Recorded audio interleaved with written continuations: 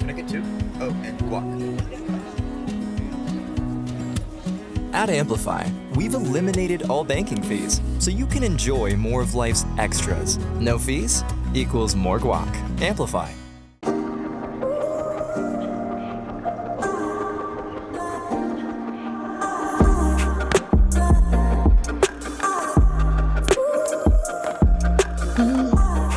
Hi, my name is Mindy Hofman, and welcome to the Women of Austin podcast. Today, I'm excited to be sitting down with McKenna Sage. My name is McKenna Sage. I am from Austin, Texas, and I am a life and business coach and a reinvention catalyst. So I help women step into who they are meant to be so they can create lives beyond their wildest dreams. I'm so excited to be a part of the Women of Austin podcast because I am such a proponent of women empowering each other. And I feel like having these places where we can come together, have conversations, inspire other women, it's just very near and dear to my heart. The more of this we do, I think the better place this world becomes. So excited to be here. Hey, McKenna, I'm so glad you're here today. Thank you so much for being here. I wanted to start off with a question I love. What is something that people would be surprised to know about you? Well, I found out this week that people are surprised to know that I go to Burning Man and I love costuming and all things festival basically. So I put something up about it on Facebook and I've had multiple people be like, really? I wouldn't have thought. So I saw it and I thought the same thing. I'm like, oh wow, that's fun. Yeah. Have you been before? I've been in 2015 and I'm planning to go back this year with my husband who's never been. Oh my gosh, you guys are gonna have the best time. I know, I'm so excited. Yay. It's our pre-baby Burning Man. So. Oh, I love it. That you could put no better time. Yep. Yeah. It'll be a while before you get back probably. Yeah, absolutely.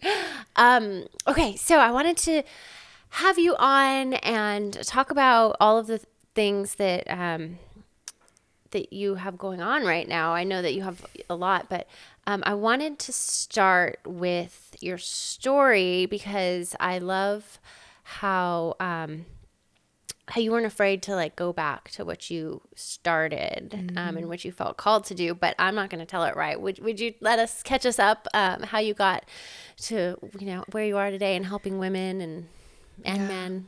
Absolutely. So I grew up in coaching, which I think is probably what you're referring to. So my mom's been coaching for 37 years. And so it was a really unusual upbringing. And despite all that, I went a very different direction and went to business school. I thought I was going to go get like a corporate job, go do consulting or something like that. I always call it like my form of rebelling, I had to do something different. And so I kind of want to tell my story in terms of 3 key points in my story because we're going to talk, I think, today a little bit about reinvention and sort of like these death and rebirth cycles that we go through. And so I would say my first one of those in my adult life was coming out of college thinking I'm going to go get a corporate job and then going on a corporate job interview in somewhere in New England, sitting under the fluorescent lights and the suit that I had bought in New York City. And I'm all, answering these very boring questions. And I was just like, I remember having this moment where I just thought, is this going to be my life? I don't know if this is what I really want. Yeah. And that was in 2012. And so I ended up starting my first business 6 months later, which was actually in online marketing and copywriting.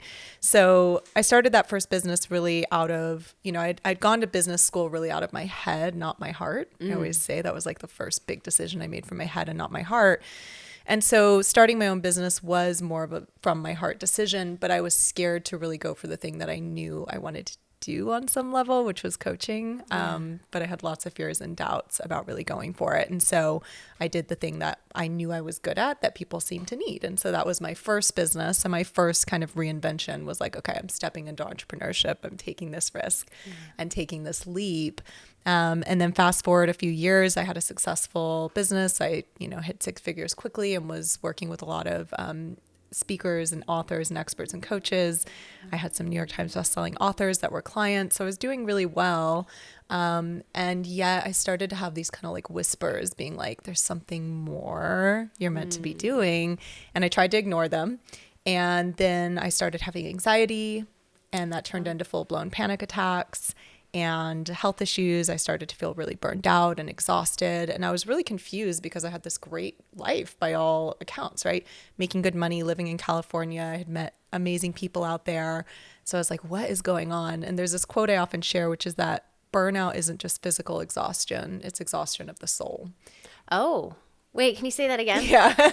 I love Burnout isn't just physical exhaustion, it's exhaustion of the soul. And when I look back, it's like, yes, I was working a lot. That was a pattern for me for a very long time.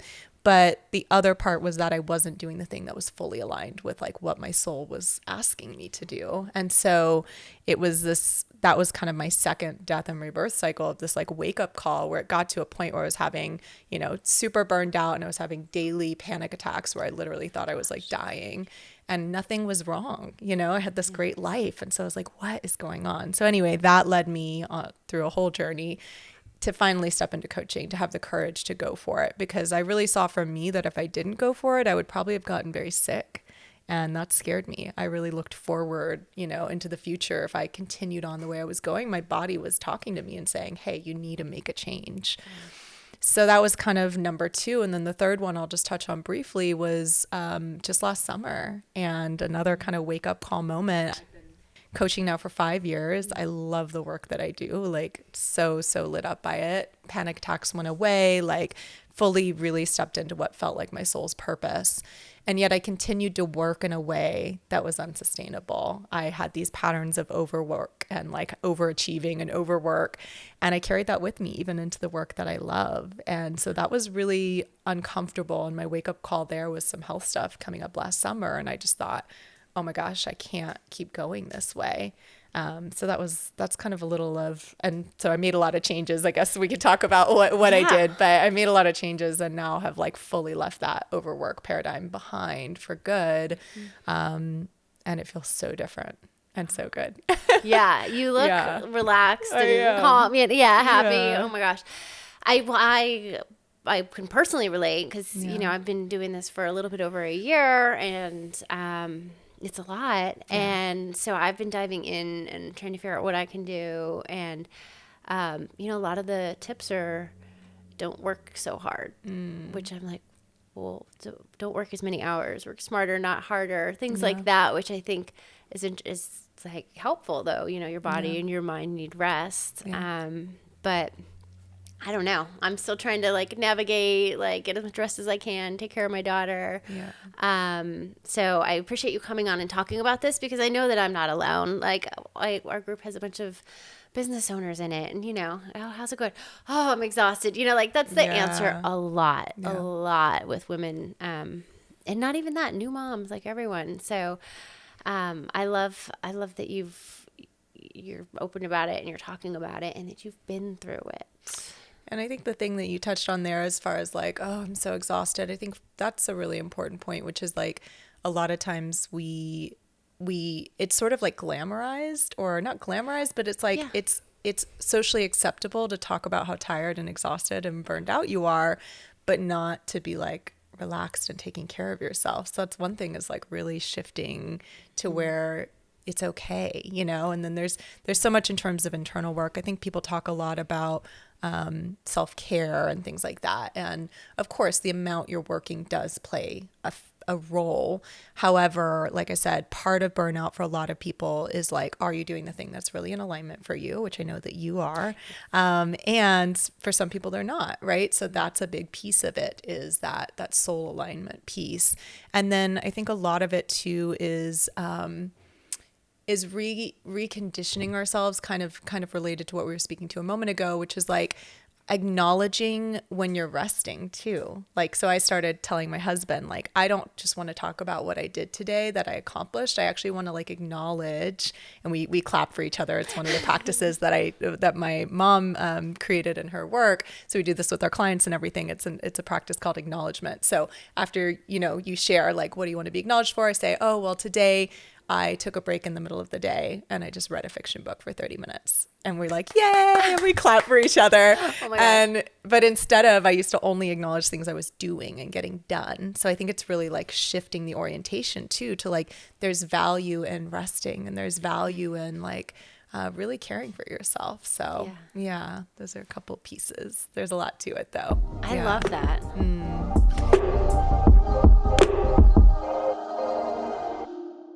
Looking to join a group of fun, motivated, inspiring women? We've got you covered. Introducing the Women of Austin community. Whether you're a business owner looking for camaraderie, a working mom who wants to stay connected, or you're just looking to make new friends with an incredible group of local women, this community is for you.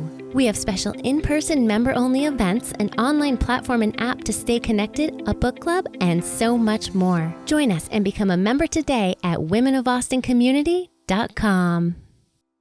Women of Austin would like to thank our community sponsors. Joel Richardson and Team, Prime Lending, a Plains Capital Company, your Austin mortgage lenders. Visit myfinanceteam.com. Hotworks Austin Lakeline at Anderson Mill Road and FM 620. More workout, less time at Hotworks Austin Lakeline. Dave's Ultimate Automotive. Visit davesultimateautomotive.com and become part of the Dave's family today. Elite Marquee and Events, LED marquees, rentals, and event planning at Elite Marquee Austin.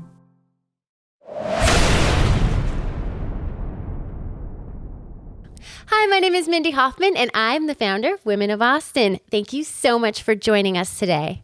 I'm excited to be talking with McKenna Sage. Burnout is a big deal in many women's lives, and with McKenna's system of metamorphosis, I thought it would be really helpful for many women dealing with it to listen in. I really hope you enjoy. So the reason I shared my story in terms of these wake up call moments is because, and I don't actually have all these stages memorized, so I'm going to look at my note card here, but in this last kind of death and rebirth cycle I went through last year, where it was really not about like changing the work that I was doing, but it was about changing the way I was working. Mm-hmm. And when I went through that, I thought, this is so scary being in this kind of experience where the old is dying and falling away, the old version of me, and the new version is, yet to emerge. And I'm hoping it is going to emerge.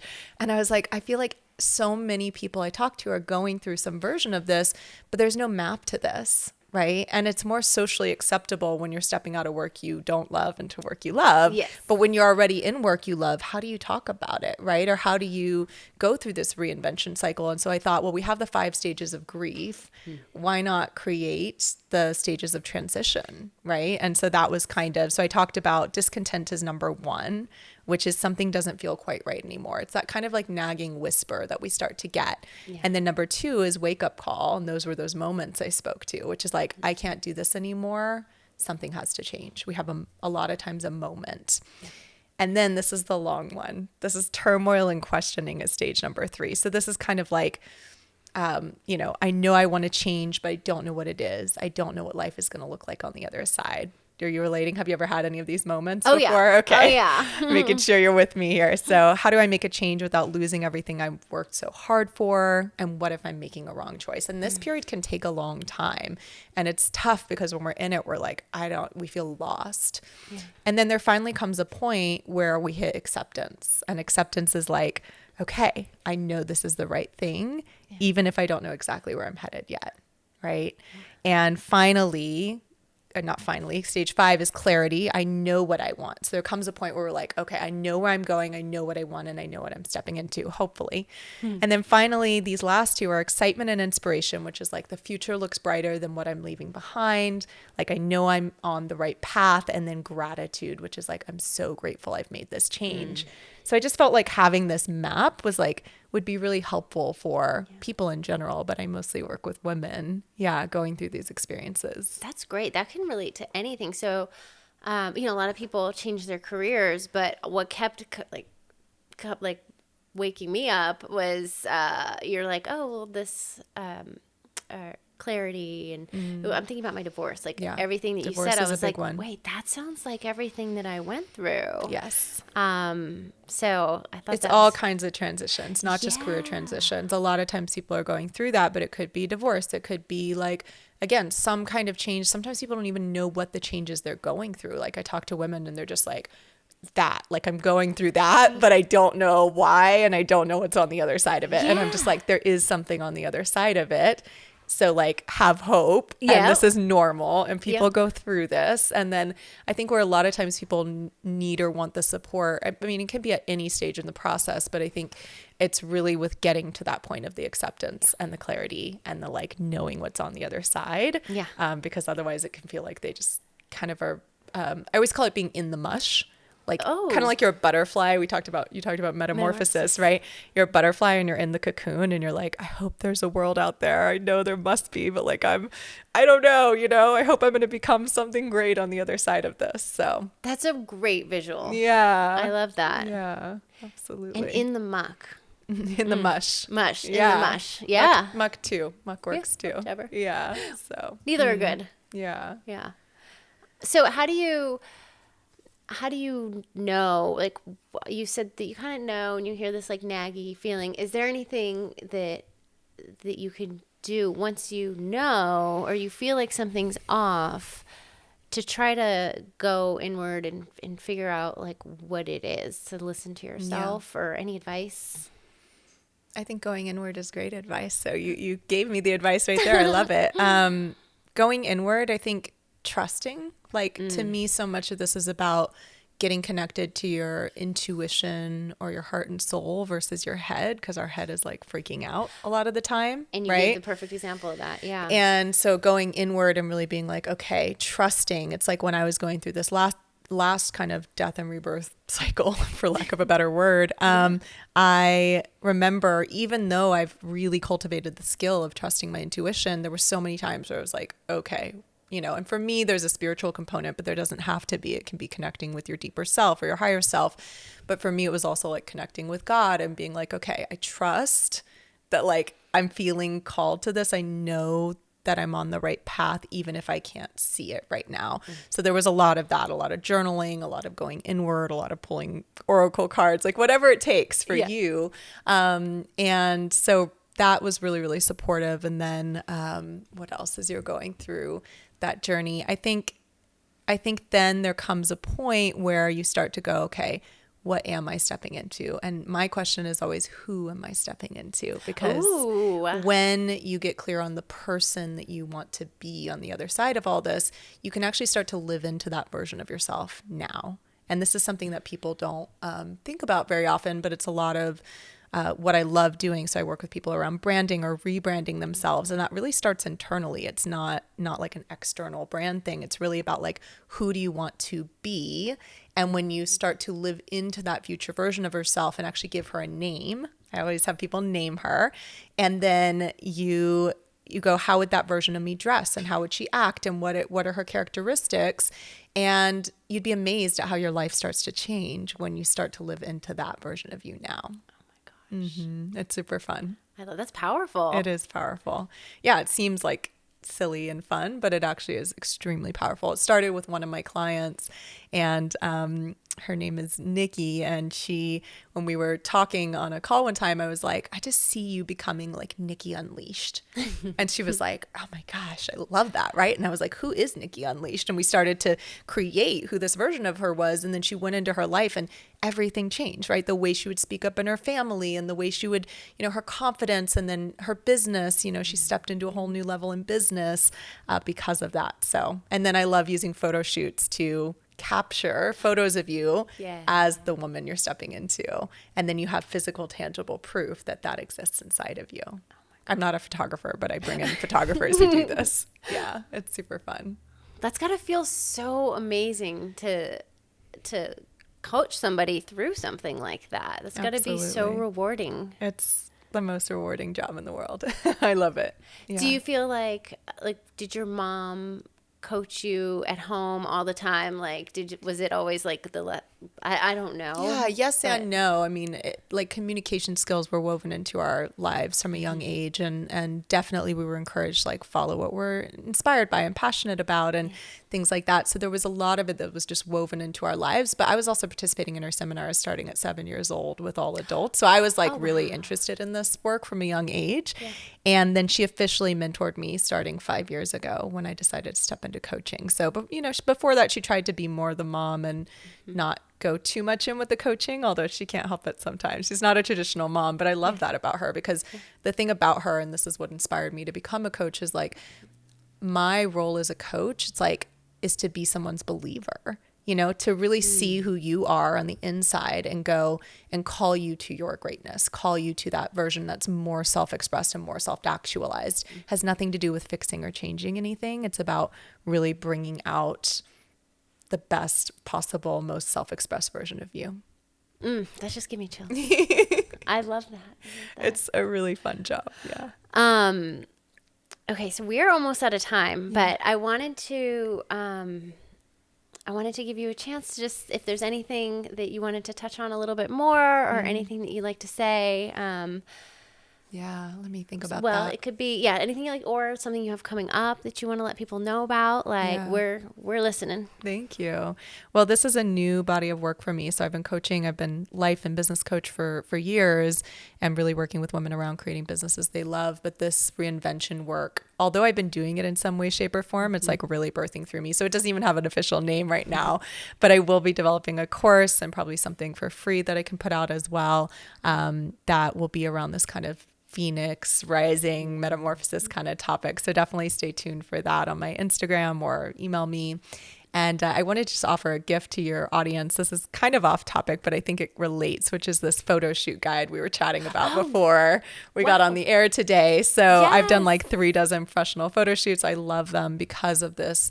I love them for self-expression, but I also love them because of this thing of like capturing a version of yourself that you haven't yet stepped into. So I had a lot of people asking me like, how do you prepare for your photo shoots and how do you get great pictures? So I created a little free guide called How to Take Great Pictures at Any Budget. And I'd love to share that with your audience. We could put it in the links. Thank you. Yeah. Thank you so much. You're so welcome. You're so great. Yeah. Well, thank you so much for being here today and for sharing with us the 7 stages. And it's going to be so useful for so many people. I'm excited. Thank you for having me. It's an honor. Oh my gosh, thank you. Yeah. And I'll link to everything so people can get in touch with you. And I hope to see you back again sometime. Yay. Thanks. Thank you. To learn more about all that McKenna is working on, be sure to check out the links in the description of this episode. Thank you so much for watching, and we'll see you next time. Thanks so much for joining us today on the Women of Austin podcast. A new episode premieres twice a month right here on the Women of Austin channel. Make sure to subscribe and hit that notifications bell so you never miss an episode. Make sure to follow us on Instagram at women_of_Austin. My name is Mindy Hofman. I hope you'll join us for our next episode of the Women of Austin podcast.